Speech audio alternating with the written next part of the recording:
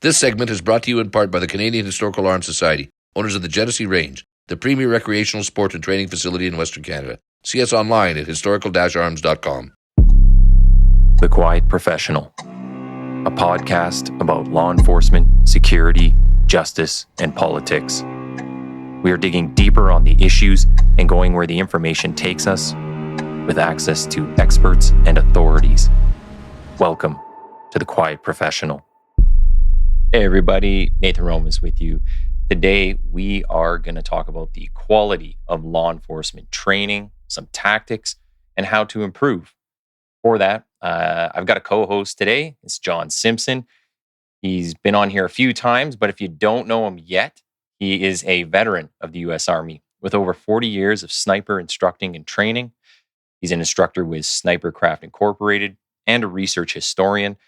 He's also authored several books on the fundamentals and advanced tactics of marksmanship and sniper skills.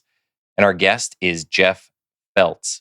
Jeff served 20 years as a police officer in suburban Metro Detroit, but his training and tactical foundations were established through a 12-year Army career where he served on active duty as an MP and in the reserves as an infantry drill sergeant. He also served 12 years in a part-time capacity with the Western Wayne County Special Operations Team as an operator, sniper, and sniper team leader.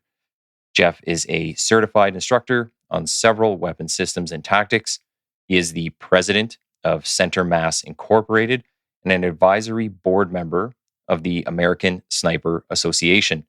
He speaks internationally or nationally and has written articles for several professional trade magazines.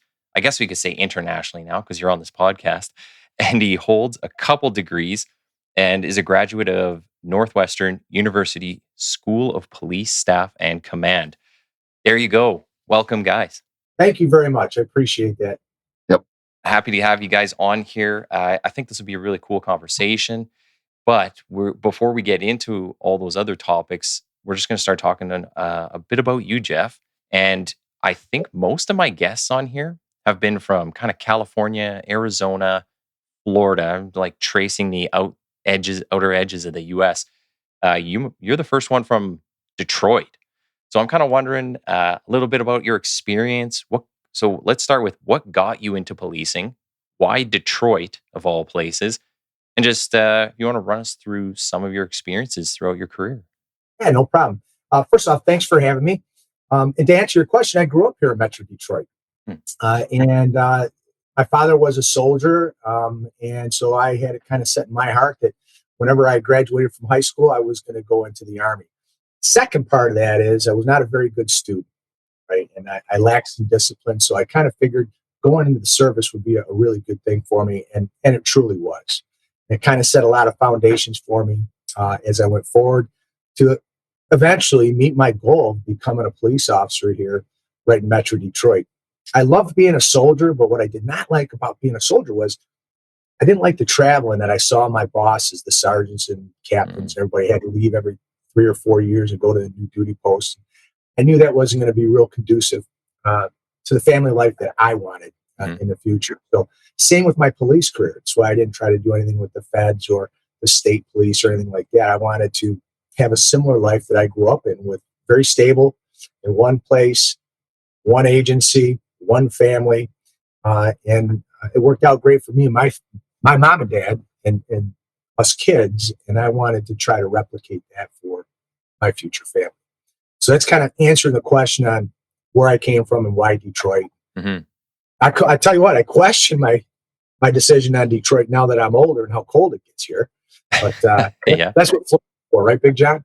I don't think you could be as cold as Edmonton. I don't know. We might have you beat. Is that where you're at, Edmonton? Yeah, so we can get about minus 40 Celsius. I don't know what that is in Fahrenheit, but... Yeah, speak English. What are the forget sakes? Yeah, no, and here's the best thing is Canadians being right across the border and across Detroit River. Played hockey there a lot when I was growing up. Great relationship with the Canadians. In fact, Canadians are some of the nicest folks you ever met until you drop a hockey puck. They'd be like goddamn savages. Yeah. No, I quit playing hockey because of Canadians. And I'll tell you why.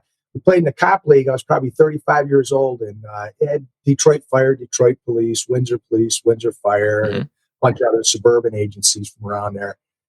I was 35 years old. I got cross-checked in the back by some Canadian fireman. I was so goddamn mad. I wanted to kill him, but I could barely move. So I limped off the ice, went into the dressing room, pissed off, and I had to call in sick that night. Had an asshole boss that was giving me grief. And I was in the Army Reserve at the time, and I couldn't go to my drill weekend, and I had to make a decision.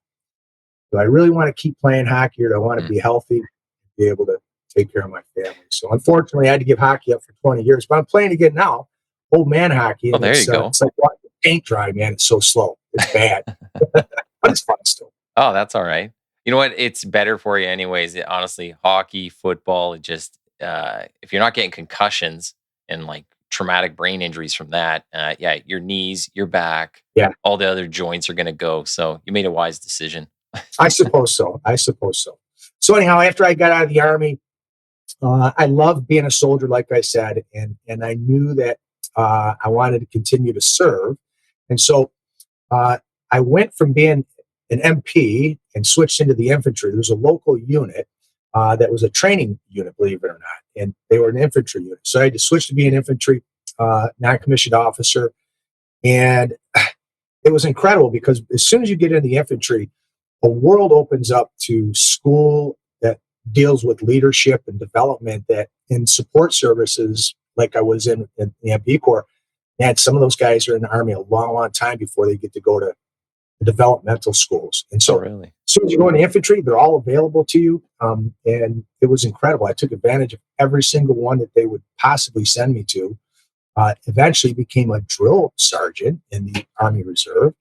And then we go down to Fort Benning, and where else did we go? We went over to Fort Jackson, I believe it was, or Stewart. I can't remember which one it was anymore. It was a long time ago. And trained the young people up that eventually went off and fought in some of these wars. So when you jump into the policing side of things, was that kind of a natural transition for you then, especially, I guess, coming from the MPs, similar type work? Yeah, absolutely. So in the service, when you're working as an MP and you work in garrison duty, police work, as we know it in the cities, it's exactly the same thing. Yeah. Now, it has some other things that you can do in the military as well that isn't exactly what the cops in civilian world do. But nonetheless, when you're working in the garrison, it's exactly the same. And that transitioned nicely because that's what I wanted to do, is be a cop. So simultaneously, in my reserve status, I put myself through college and then eventually got hired at a place called Plymouth Township, which is in Western Wayne County, which is a suburb of Detroit. It's an upper middle class community. And I served there for 17 years. Wow. And it's a wild story at that place, man. I tell you all about it here in just a minute. But long story short is I got a big lawsuit with them about a promotion to lieutenant. I left there in good standing is what we negotiated. And I had to finish another 8 years to get my pension. Okay. So I had to go start over again as an entry-level PO at another suburban agency. And it was the best job I ever had. Oh, really? I always said, the day I put stripes on, the day the fun went away in policing for me, right? At Plymouth, right? It's just everything changed, right? Mm-hmm. I always knew being a PO was a great job, but I was able to validate that later in life when I went started working at the city of Wayne as a 45-year-old entry-level police officer. I had the time of my life. I would still be there today. I'll be 60 next month. I would still be there today if I didn't have my business run. Yeah. I just loved it that much. And boy, what just a few miles in leadership does between organizations is incredible. Absolutely incredible. And I'm so grateful and blessed. I just can't express it enough. You know, I myself recently just promoted to sergeant. So first level's rank is constable, then you go up to a sergeant in our service. Yeah. And so I've been in that since January. So what are we at? Month 7. And yeah, you have to take a step back. You can't be the first off at everything, because if you're involved in it, there's then your boss is like, what the hell are you doing? You're supposed to run this call. I don't want to run this call. And now you've got constables running everywhere. Like you really do have to kind of separate yourself from many of the occurrences that come up. You can still get into stuff like from what I've heard from a lot of guys who get further on in their career, this rank, sergeant, detective, is kind of the last one where you get to have a lot of fun. There's other spots where you can go higher ranks where you get involved in a few things, but it's nowhere near, like, you're not on the front street or the front lines out there on the street. Right. So yeah, I get what you're saying. And I mean, I've lived it for a short while already. So yeah. And simultaneously to all of that, as I was saying, is I decided in my infinite wisdom I was going to start a company. And that was a result, Center Mass Incorporated. I found it incorporated in April of 1996 now. So this is our 29th year in business. And it's a direct result of my experiences as a police sniper. And our very first product was a commercially made rifle rest that mounted to a camera tripod. Nothing existed prior to that on a commercial marketplace to do that. And so, believe it or not, Center Mass Incorporated, the cop sniper.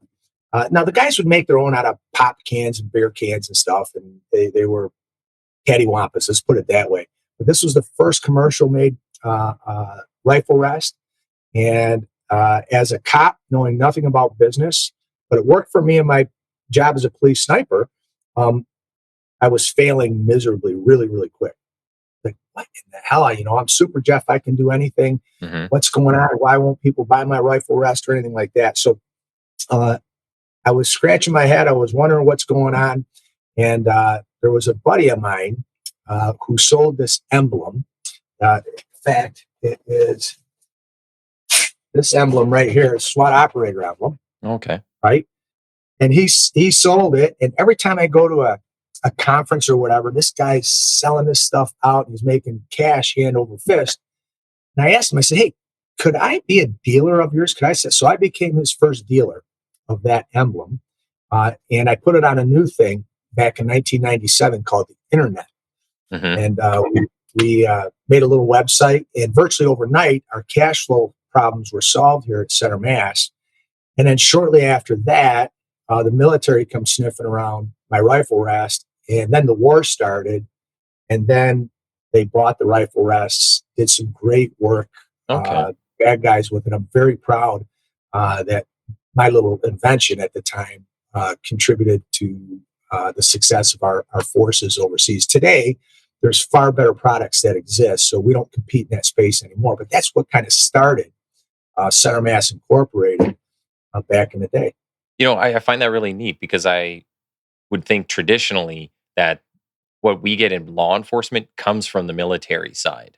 Like, usually they're the ones with the big budget and all the testing and people to do all that. And then it kind of trickles down. We find something useful, or we take something from whatever they've created and turn it into the civilianized version of it. So yeah, that's really neat how the trajectory of where your product went. Well, a lot of that comes in the cop world today. And some of it is applicable and some of it just shouldn't be being used. We can talk more about that in a minute. But historically, and the sniping side, pre-war, some of the nation's finest military fighting forces and snipers, John might be able to speak to this, would come to the cops because we had the experience in the urban environment. We would share our experiences with them, and we'd compete with them at Sniper Week. And I remember specifically there was some guys from the Special Forces at Sniper Week back in the mid-'90s. And being a former soldier and just mucho respect for those guys, I'm thinking, oh my God, these guys are going to crush us little cops. Well, we crushed them. I think they came in last place damn near. And they had different equipment. It didn't. I think they're moving 1 minute at a time as opposed to quarters, and they just couldn't be as accurate as we were at close range. And it was just an incredible sharing of information, getting to know people, and networking. That today, as Big John still sits here, we formed this friendship 30 years ago. Now, today in police sniping, guess who we're going to a lot? Yeah. We're learning a ton for a couple decades now from our military brothers and sisters. It's so much great information to learn. It's incredible. And what's happened also in that time frame is our good friend Eric Bartlett, who's kind of, as I refer to him as the sensei of police sniping. He helped bring us all together at the Sniper Week competition, and we eventually formed the American Sniper Association, and the police sniper utilization survey was finally completed with a bunch of hard work done by a lot of people, and that thing serves today as a Bible for police snipers, and damn near, well, in everything they do, as far as I'm concerned, at least. Yeah, Derek was a prior guest on here, so John hooked me up with him, and yeah, I mean, brilliant guy. He was excellent to talk with, and one of the points you just made there, I think, is worth noting that policing is kind of the consistent. Like, we're always needed, we're always around. The military kind of goes in like these fluctuations, right? As conflicts come up, all of a sudden you're going to have a huge dump of money into their R&D and some of their new products, and then whatever environment they go into, they find, hey, these things aren't working, we need to create some new products, we need to create some new tools or toys or whatever it might be. And from that, you end up seeing that kind of come back to the law enforcement world. So yeah, I mean, it made sense that we as law enforcement would have more of the urban environment exposure, and but they go over to Afghanistan or they go somewhere else, and it's they get that firsthand experience. And now with their budgets and the R&D and everything else, they might be able to surpass whatever the police are offering. So what is do you do lots of interaction with the military now? So as Center Mass Incorporated, is there a lot of overlap, or is it mostly focused on law enforcement? No, law enforcement and citizens. Every once in a while, we'll have some soldier that will come, sailor or Marine, that will come probably on their own dime to one of our schools on the law enforcement side. But we've never been, a huge supplier of training to the military whatsoever.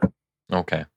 One of the things I want to get into, and maybe John, you could speak a bit to this too, is just some of the evolution of the training. So you guys speak mostly on the sniper side of things, but just courses in general, the carbine programs, the things that you've seen, where we've come from and where we are now. What's some of the biggest developments you think? What are some of the biggest contributors to police nowadays? So where we, like up here in Canada, the carbine program wasn't really a thing. And I mean, we're in vast wilderness up here in a lot of places. You would think that would be a normal thing. Well, you had a shotgun and you had a 308 rifle, and you had nothing in between. And even now, one of our major services, our National Police Service, the Royal Canadian Mounted Police, I mean, they're still struggling to get carbines to frontline members. What have you guys seen throughout the U.S. over your years? What are some of the biggest, I guess, positives? What are some of the negatives that are still out there when it comes to these type of things? John, you want to hit that first and I'll follow on? Yeah.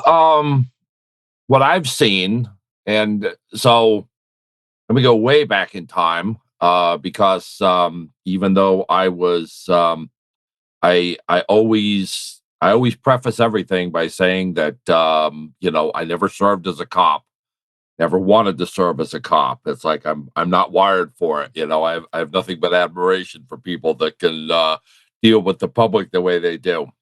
But when I was stationed up at Fort Devens, Massachusetts, with the 10th Special Forces Group, back in the 80s, right down I-90 was a place called the Smith & Wesson Academy in Springfield, Massachusetts. And I can, totally different subject, but basically the SF weapons guy was like we were like the bottom face on the totem pole. And there was like no advanced training for us.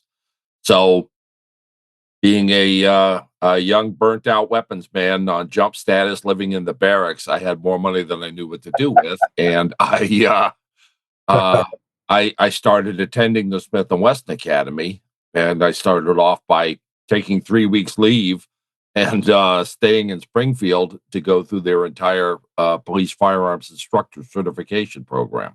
Okay. And that's where I got the start.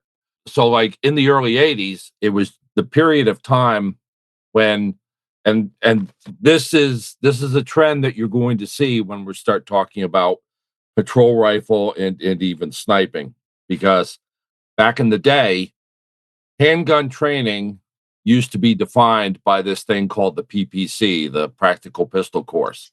And it had, and we'll go into the whole course of fire, but basically it ended with, a shot at 50 yards. Okay. So over the course of years and people doing analysis, either from the NYPD or Department of Justice, and they're going, hey, funny fact. The vast majority of handgun engagements with police are taking place at, 7 yards and in. Yeah. Okay. And then it was like, oh, okay. So this whole emphasis on, standing there with your left hand in your pocket and your right arm extended, shooting at a target 50 yards away, looking like you fell off a shooting trophy, that's really not helping us. Okay. Hmm. So now fast forward, um, you see it in American sniping a lot. Okay. In getting back onto the military side of things, when you look at British and Canadian sniping, you find that a lot of that was raised in a tradition of hunting. Okay. So you're they have a program where they're training you to hunt humans. Hmm. Okay. You look in the United States, it always devolves onto target shooters. Okay. Hmm. So in between the wars, we have this unit that was created in the Eisenhower administration called the US Army Marksmanship Unit. And they're the guys that they do the marksmanship portions of the Summer Olympics for the United States. They're most of the Olympic shooting team. Oh, okay. And so the thing is, it's like whenever we needed sniper schools in the past, it was like, hey, let's go to these guys with leather jackets and and the slings and everything. Okay. Well, fast forward, we get into a couple of shooting wars, and people are like, hey, you know what? This whole target shooting thing, that's really not filling the bill. Okay. Well, because there's a difference between marksmanship type Correct. shooting and combat shooting. Right. And Yeah. the thing is, it's like, it's not an indictment of anybody. People are going by the perceptions that they have at the time. Mhm. And until you have data, see, Jeff brought up the ASA's sniper utilization survey. That is, if the ASA didn't do anything else in its entire existence, that is one of the most amazing developments in police sniping in this country. Hands down. Absolutely. Okay, because the thing is, people were just like, experts were like, well, the average distance for a police sniper engagement is, 78 yards or whatever. Not that that means anything. Okay. And basically it's like when they started collecting statistics on police sniper engagements in the United States from 1975 until December of 2024. I mean, never mind this trivia about average engagement range. The number that should stand out for people is that out of all of those shootings, over 98% of them take place within 200 yards. Period. Full stop. End of story. Okay. So the thing is, it's like, and there's a great deal of them that the most common, going off of memory here, the most common engagement range is 40 yards. And so the thing is, it's like big difference to train somebody Yeah. to make a quick shot at repulsive Brogan, uh, you know, within 100 yards than there is with, thinking that you're going to, shoot some guy in the kneeling position as represented by a bobber target Mhm. at 400, 500 yards. Yeah. Okay.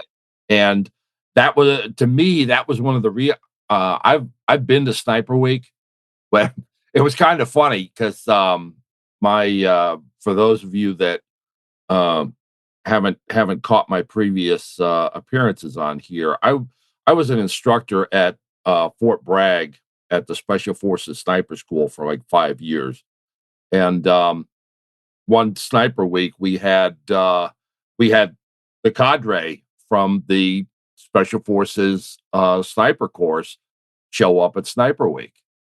And the thing is, it's like they were basically competing for last place. Yeah. Just kind of like you're saying, Jeff. Yeah. Yeah, exactly. Yeah, it might have been the same year John's talking about. It probably was. Yeah, yeah. So the thing is, it's like, it's not a case of better or worse. I mean, it's just like it's It's just it's a different. Yeah. difference of operating environment. It's Mhm. to me the whole, well, cops versus military snipers, to me it's absolutely pointless. It's like asking, hey, who's better, police or firemen? It's like, well, it depends on if my house is being broken into or if it's on fire. Okay. Yeah. All right. But it's like, if police tried to put out a fire or firemen tried to stop an active shooter, okay, then it's all pointless. Yeah. But what have you seen as kind of evolutions? Well, there's several things. First off, as far as tools go, the single best tool that came into play when I was on the job was the taser. Yeah. My God, it took all the fighting out. And as I got older uh, on the job, and as a new policeman at a new agency, being 45 plus years old, in a much more uh, active community, different socioeconomics, different demographics, different tempo, all completely different. Uh, you had to use force a lot more. And that taser was so important to me being older because, I didn't want to have to fight the young guys anymore. I'll give them my best job, I guess, in a fight. But man, that taser took a lot of it out. I'll tell you, I never tased more people than in a hospital ER. Yeah. Those hospital ERs are absolute zoos. Yeah. I mean, absolute zoos. But now going back to training itself, we're far better off today than we ever were in my generation when I was on a job. Remember now, I've been retired for 11 years. I'm going to be 60 next month, for God's sakes, how that happened. But I remember coming into police work and going through the police academy and just being thoroughly disappointed based on my military training in the level of firearms training that was being provided to the cops. Okay. I just thought it was very, very poor. And I always wanted to do something about it. And eventually I did when I started my company. And as I've seen that progress, I just have this unique insight that I don't think a lot of people may have. And it's due in part to you Canadians. Hmm. There is a company called CAPS, the Canadian Academy of Practical Shooting. It's out of Quebec. My good friend Dave Young runs it, and it's a live fire simulator. I was at the SIG Arms Academy back in the early 2000s at a sniper conference. Big John was probably there. And this guy, Dave Young, came down from Quebec, played this thing, had snipers shoot on it, including me and my friends. It was the next best thing to being in real operations. And at that point, I don't know if I had shot a guy yet or not, but I just knew it was the right technology. Okay. Right? It was incredible. I had never used a better training aid in my life ever, and so I immediately bought one. So I bought one for my company, and then I bought another one a few years later. Now, unfortunately, COVID put old Dave out of business, but I still have this technology, and we use it here at my indoor gun range here in Metro Detroit. We use it at all of our cop classes. It gives me incredible insight, and this is what I found is. Let's just start with Joe Blow Patrolman, and then we'll go into the sniper stuff, and I'll tell you my findings there. I found that, say, for instance, the guys come through firearms instructor school. They're out on the range. It's a 7-day school. They come to the simulator on day 4. So they've got thousands of reps of being out on the range. They are doing everything absolutely perfectly, one thing perfectly at a time. They're being very disciplined. Now they come in and they get on a simulator. When they come in and they get on a simulator, and I even forewarn them, I say, guys, our mantra is you cannot miss fast enough. Every single time that you miss, you create downrange hazard for your partners, innocent people, property, and most of all, you give the bad guy time and space to do bad stuff to you and other people. So you cannot miss fast enough. Missing is unacceptable at all costs. No missing. And that's driven into their head from day 1 all the way here. Now they're into day 4 and they're coming to the simulator. And it's incredible how often I see this. Pop, pop, pop, pop, pop, pop. There's a plethora of bullets getting sprayed down range, and the hit ratio is minuscule. Yeah. Absolutely minuscule. They'll fire a half dozen rounds and maybe hit with 1 round. And my question to them will be this: what happened to you can't miss fast enough? Yeah. And some of the guys, they'll shake their head, and some of the guys, they'll say, well, I've always been taught that you will fire it until the threat stops. And I said, that implies that you're actually hitting the threat. Yeah. It is not the other way around. You don't shoot until you eventually hit the threat. And I believe that this is a training scar that starts in our police academies and lives in service. Right? And I believe that we have to get away from that. Missing is absolutely not acceptable. I don't know exactly what the culprit of it is, but I know that it exists. That much I can say.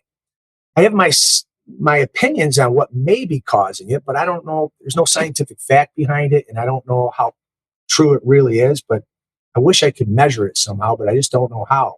And I think that it comes down to the type of training that we're providing for the officers at in-service, right? Our guys and gals that are instructors work so hard, and they want to make the training as realistic as possible. Right? So we got the guys and gals running and gunning at in-service training all the time. That's fantastic. I love it. But if they can't hit the broadside of a barn to begin with under static conditions, the rest of that time is a complete, absolute waste of time and money. Yeah. They have to be able to hit the X under no stress conditions before you put them under stress conditions.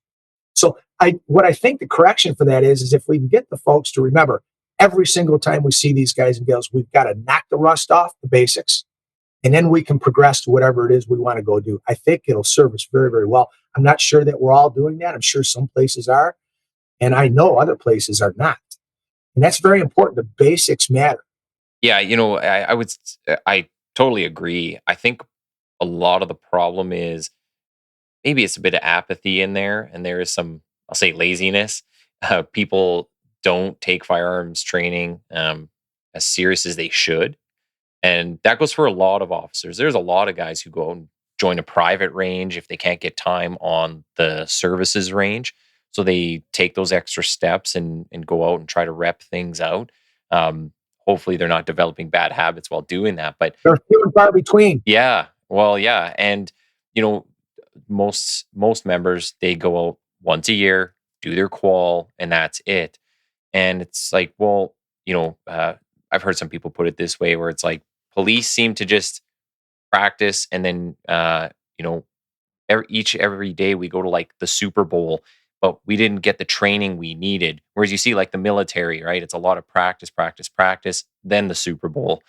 So for us to just go out there without doing the proper training and putting in the effort, I mean, there's a lot of liability, round accountability. You can't just spray and pray. There's no cover fire when you're in the middle of a city.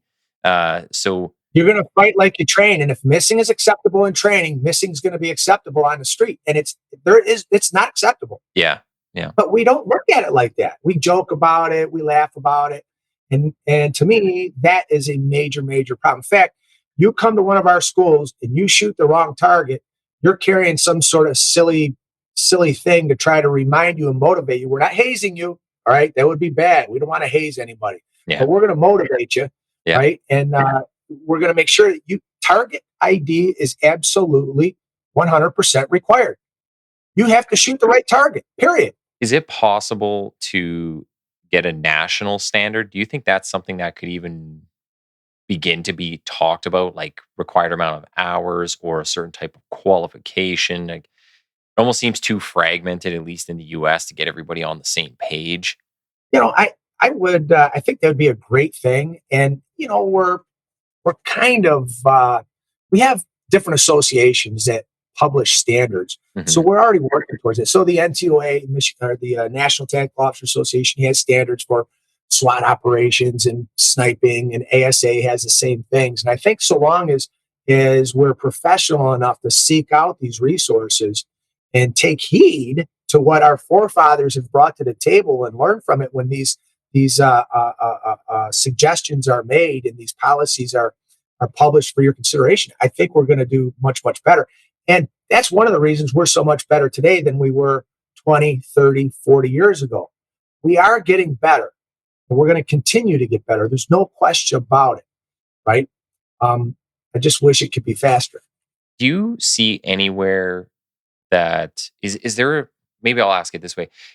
How do people find good training? And before we kind of fired this up, I was mentioning the McDojo guy that's on Yeah. Instagram, and he puts out those funny videos of people doing weird martial arts stuff that you're like, yeah, that doesn't work. Is there something that you would recommend to people, like when they're looking specifically for training, to know, or some way to vet a company or what they're seeing out there as good, or a good idea for their organization, especially before they go spend, thousands of dollars? Some of this training can be real expensive. Yeah, well, I mean, obviously today we have the internet, so you can do all kinds of background stuff right there. No doubt about it. The second way is find somebody who's been there, somebody who can attest, somebody that you know and trust, right? And then look at the trusted organizations already. Who are they recommending, if anybody? My go-to in that for police sniping, American Sniper Association, right there. They'll Okay. tell you who they'll suggest to consider, right? Um, and then there's the NTOA, the State Yep. Tactical Officers Associations, all of those places. The biggest one, besides the ASA for sniping, if there's one in America that I rely on, hands down over all others, I mean all others, it's the Ohio Tactical Officers Association. Okay. Absolutely an incredible organization run by true professionals who have nothing but the best intent for police.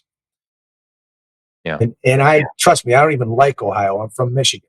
But these guys got their shit squared away, and they are an incredible resource. They should be, I'm telling you, they should be copied over and over and over. It would do everybody in our industry a great a great deal of good.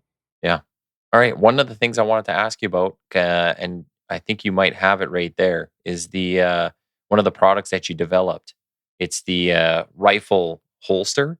Yeah, the patrol rifle holster. Yeah, I wanted to ask about this. Yeah, so I've always been a dreamer and inventor. I invented the rifle rest. Believe it or not, one of our other claims to fame is we can't substantiate it, but we believe we ran the first active shooter response school in the country. Pre-Columbine, we were doing it. I'm not sure of Oh anybody wow. that was doing it beforehand, right? Invented a bunch of other stuff: moving targets, urban carry bags, software to track use of force, lots of other stuff. And this is just the latest Jeff Felt's mind twist, right? And it's a device that really started with what's called the Patrol Rifle Integrated Magazine Pouch. So back in the mid 2000s, when the guys started carrying rifles, they would carry extra magazines. If they carried one at all, they put it on the buttstock, they throw it in their pocket or whatever, and they'd fall out. And there just wasn't a standardized way to do it back then. So we created this integrated mag pouch.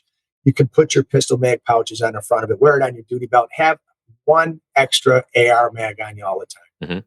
So we created that. And then what happened as time has gone on, the guys started wearing external vests with Molly. So we had to update the product so it could be used in a Molly solution. And it's so funny. Probably about 8 years ago, whatever 2018 was, there's a company called UTG Leapers. And they are right here they're in Livonia, Michigan. In fact, they're our neighbors about a mile away. And one of their development guys came over and he asked me, he says, Jeff, is there any way at all that you can use your device to be able to holster a rifle on an officer's duty belt without touching it. And man, we tried every which way to try to make this thing work. They wanted me to put the magazine into the rifle, good, it's in there, and then the rifle and the magazine will go into our pouch. And we just could not come up with a good solution that would work. And so the project was halted, and they had to tell their client, which was the FBI, according to them, that we couldn't come up with a solution.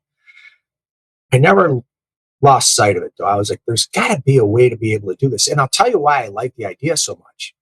Have you ever noticed how much shitty gun handling happens at the training range and after violent incidents? Yeah. It's not about rifle handling. Yeah, I've seen it. What do we do with our pistols when we're done shooting or the violence is over? We holster them. Mm-hmm. Right? What if we could do that with the rifle? That would clean up a lot of the shitty handling, right, et cetera, and increase safety, everybody's safety, training environment, and on the street. And so I never forgot about this thing. And I started looking at some other products that started coming out on the market, but they require you to attach something to your rifle, and then there's a receptacle that you wear, and it clips on, and the gun still swings all over the place and stuff. I was like, that's just not it. Is there a way? So in our production facility here, we have laser cutting machines and stuff. So I started messing around with different designs because I saw that there was just a little bit of space underneath the bolt catch here on a mil-spec rifle. And I started wondering, let's see if I got one right here. Could I get a space to get something underneath that thing, this way, underneath it, and then slide it down and lock it in? Oh, I see. And twist, right? Yeah. And so I started cutting stuff out. Eventually, we started developing things and getting them molded and stuff. I'll be damned if there was a way to do it. So then what we did is we developed the product, and it goes on to the front of an officer's molly vest, and they can holster the rifle then when they're done. I should have probably been wearing this thing as soon as we fired it up. No, I think it's good that, you know what, like even the magazine pouches you were talking about a bit earlier, those are around here. I've seen those. So, you know, this is a neat idea. And I mean, you just continue the evolution of things. And it just shows like there's a lot of different things that people think of that, I don't know, it'll end up here one day. So maybe sooner than later. Right. And it's one of these things you see that, you know, something everybody associates, rifles and carbines with entry team guys. And, you know, so they have, 3-point slings and everything like that. But you're talking about a bunch of guys that, you know, they run out of the van, they run into the building, they run out of the building, and they go back into the van. And the thing is, the patrolman a patrolman with a patrol rifle is living in an entirely different world than that. Yeah. 100%. So anyhow, so what happens is when you holster the rifle onto our device here, it removes some of the weight of the gun or redistributes it from the actual sling onto our device across the chest. So it makes it more comfortable for guys to actually wear this thing for long periods of time. Yeah. Right. So that's a good thing. Right. It keeps the gun from twisting all over the place. Right. You can't get to with a non-ambi firing switch. You can't get to the fire control switch in here. That's important because you got an exposed trigger. Right. And then if you had to deploy, it's just a quick twist out and up. Okay. And then the reholster comes back in. You put that back underneath and push it down. And it's reholstered. And nothing touches the trigger, and so it's not going to fire off your round into your foot, like all that stuff. Yeah. Oh, none of that. So those are all great wins, right? So I make it more comfortable for the officers to wear this, so they may deploy it more often because it's not such a pain in the ass, right? I'm not scaring shit out of the citizens because I've got hands off of the rifle, right? Citizens get nervous when they see people walking around with slung rifles dangling around. They got their hands on them. Here, I could be working a parade. I could be forward deployed at, festivals and stuff in case something busts off. I've got the offensive capability to go for it. There's a lot of positives about it. Yeah. In the training environment, look at it this way. I tell the guys to make the gun clear and safe, safety, mag, bolt. I lock it open to the rear. They come in, they holster it up. They come in, they holster it up, and then that bolt will not close. Yeah. right? And that's a safety hazard on the range, right? When you're out in front talking and all of a sudden you hear this noise, Yep. that your heads are twisting and turning real quick. So there's a lot of positives to this that we're working on, still trying to develop it. So thank you for letting me at least show it. Yeah. You know what? Part of this program is showing some of the innovation and the things that are going to save people's lives and talk about it and some of the equipment that helps us do our job, because that's what the purpose of this podcast is for. So, you know what? Just as we're coming up to the end of our time here, 'cause I said I'd have you done by the top of the hour. Is there anything else coming up? Any other products? Or I know you have. I have the dates here because I looked this up. Yes. The National Patrol Rifle Championship, October 18th in Detroit. Not Yes. right in Detroit, is it? It's got to be out somewhere. Suburban, yeah. Suburb. Yep. But yeah, what else do you have coming up?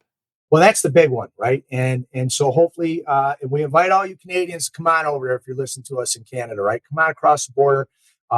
In fact, our chief medic is from the Windsor Fire Service, Windsor Ambulance Service. Okay. And Tom LeClaire, and he's just a great guy. And so we have a Canadian contingent that comes over here already. We'd like to get more and more of you, if possible. It's a great time. You're going to shoot 5 courses of fire. They are all based on actual officer-involved patrol rifle shooting. So as part of the National Patrol Rifle Championships, we have an award in there called the Chief Jeff Chudwin Award for Patrol Rifle Excellence. Officers from around the nation, well, I don't think we've had any from Canada yet, but we'd love to have them. Please submit. If you have some guys who've done some great stuff with the patrol rifles, they will submit these officers for this award, and I send it out to an advisory board of like 46 guys. We all vote on all the nominations, and only one person wins. I'll use some of the other ones to try to recreate in the event. So you're going to be shooting courses that others have already actually lived. So it makes it very, very unique. And you don't know what those are until you get here. They're kept secret. So you have to perform as well here as if you were on the street. Right? You got to sort it out. So it's a very unique event. It's a lot of fun. And I can tell you from getting all of those Chudwin Awards and the Patrol Rifle Survey, which I'll talk about in a moment, I can tell you that the cops today are laying waste to bad guys with patrol rifles like we could never do back in my day. And it is an absolute thing of beauty, man. Mm-hmm. We couldn't be saving as many lives as we are with handguns and shotguns back in my day in the 90s and early 2000s. As these young cops are today. It is incredible the things that they're doing, the lives that they're saving with these rifles. The second thing that the NPRC does is we have a patrol rifle utilization survey as well. So if you have officers that have had to use the rifle in action, please fill out a survey, send it in to us. If you go right to our website, centermassinc.com, look for NPRC, and then you'll see patrol rifle survey. Fill one out. We don't publish anything. It's completely private, confidential, and we use the cumulative data, just like our friends at the ASA do with the sniper survey report. That's what we're looking to do, and we need help. Yeah. Well, very cool. Any social media? I guess you guys, like, you have the website, but any social media that people can follow? Yeah, we got the Center Mass Inc. Facebook page, Instagram page, and other people handle that part of the business for me. I'm old, so I'm telling you, it's getting old sucks, but technology is really something. Holy smokes! Yeah, awesome. Hey, and John, you got something there? Yeah. And basically, just one final note on the patrol rifle holster. If you can either check out the details. There's a bunch of videos on the Center Mass website showing it in action. And when I did the 2025 update for my handbook on patrol rifle marksmanship, Jeff graciously helped me include a new appendix in there, which gives a description and operating instructions for the patrol rifle handbook. And it also has the contact information in there for the NPRC and Center Mass Incorporated. And in the interest of full disclosure, he also wrote a very nice endorsement of my book. Indeed. which hasn't covered any of my treatment of him today. So, hey, I appreciate that. And yeah, I'll also have the links up for your books, John. I have them. They're awesome. And techniques that I even went out and I had the book with me at the range and I was trying out a bunch of different things. So like, very appreciative that you're able to put that out as well. So, that kind of brings us to the end of our time. I want to say thanks again, Jeff, for being a guest on here today. Hang on the line for 2 seconds. We'll say bye. Sure. Offline. Okay. Hey, everyone. Thanks for listening in and following along with the discussions. Be sure to click the follow or subscribe button on your respective listening platform. Also, check out the Quiet Professional on X and Instagram under TQP780. And most importantly, please share where you can. Everyone has a part to play in getting these education and information pieces out there, so pass it along. Thanks again.